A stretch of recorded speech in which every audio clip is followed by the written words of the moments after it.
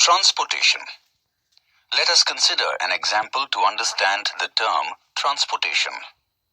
A farmer transports water from wells or dams from the canals to the plants through channels. In the same way, the human digestive system and respiratory system work. In the human body, the digested food and oxygen inhaled by the lungs is supplied to all cells of the body. By the human digestive system, the food that we eat gets converted to energy. This energy and oxygen is transported to all the parts of the body through our blood. This process is called transportation.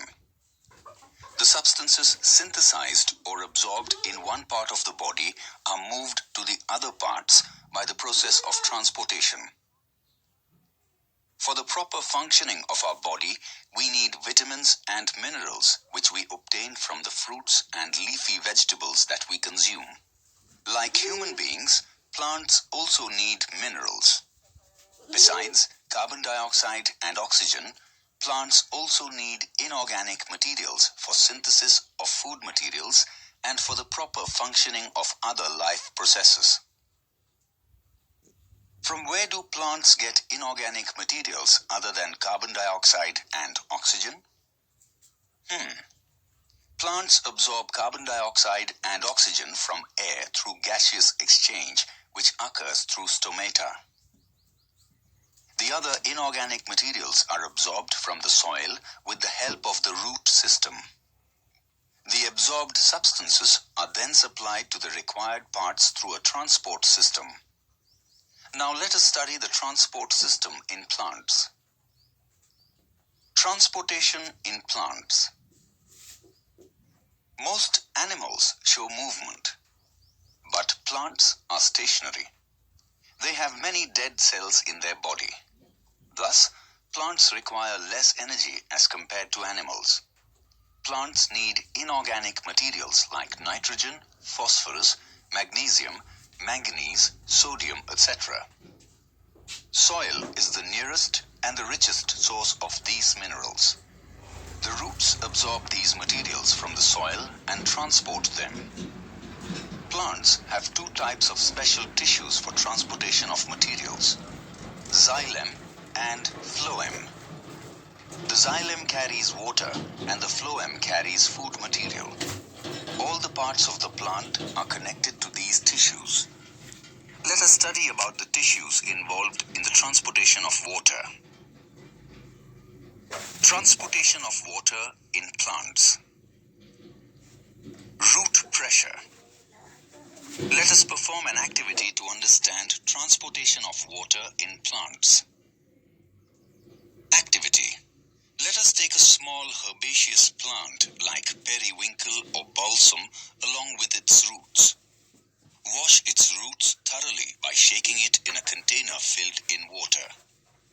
Place the plant in a beaker containing water and attach it to the stand with a clamp so that it remains erect with the roots spreading in the water. Add few drops of saffronin or red dye eosin to the water. Stir the water carefully with a glass rod. We see that the water turns red. After 2 to 3 hours, we shall observe the stem of the plant and the veins of the leaves. We see that the stem of the plant and the veins of the leaves have become red. Now let us take a thin transverse section of the stem of the plant and observe it under the compound microscope. We can see that the cells of xylem have become red in color. Why does this happen? Xylem, which is the water-conducting tissue, is situated in the vascular bundles present in the stem. Xylem is stained by the red dye saffronin. This activity demonstrates the upward movement of water from roots. If the same activity is performed using tuberose, we get a similar observation. Let us understand how water is actually absorbed through roots. Root cells are in contact with water and minerals present in the soil. Due to difference in the concentration, water and minerals enter the cells present on the surface of the roots. Thus, the cells become turgid. This exerts pressure on the neighboring cells. This is called as root pressure. This root pressure causes the water and minerals to reach the root xylem, and the water is pushed further and further to eliminate the difference in concentration. This steady movement creates a column of water which is slowly pushed upwards. This pressure is adequate to move water up in shrubs, small herbaceous plants, and even small trees. After understanding about root pressure, let us now learn about the mechanism of transpiration pull. Transpiration pull. If we tie a transparent plastic bag on a branch of a plant, keep it in sunlight for 5 to 6 hours, and then observe the plastic bag, what do you see? Yes, you are right. We see droplets of water on the inner surface of the plastic bag. Why does this happen? Plants give out water in the form of water vapor through the stomata present in the leaves. This process is called transpiration. Water is given out in the form of water vapor in the atmosphere through the leaves.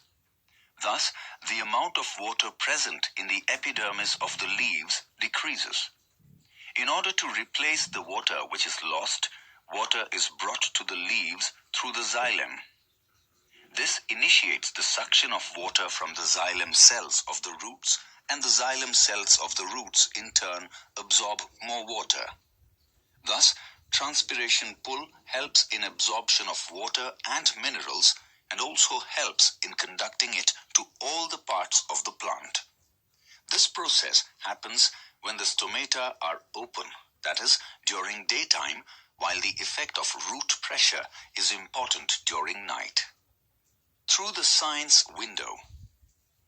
An oak tree may transpire from its leaves approximately 151,000 liters of water per year, while an acre of corn crop gives off approximately 11,400 to 15,100 liters of water each day.